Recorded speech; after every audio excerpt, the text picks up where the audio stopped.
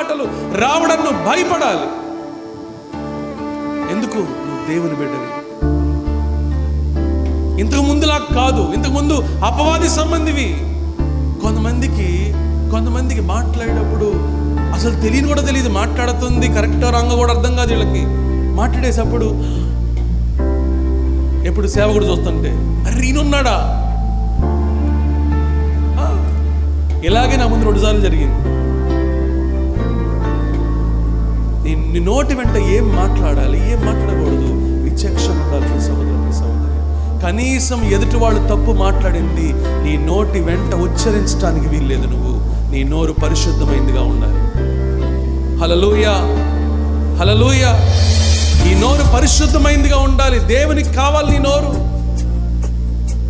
దేవుని స్తుతించాలి నోటితోటి, దేవుని ప్రకటించాలి నోటితోటి, దేవుని ఆరాధించాలి నోటితోటి.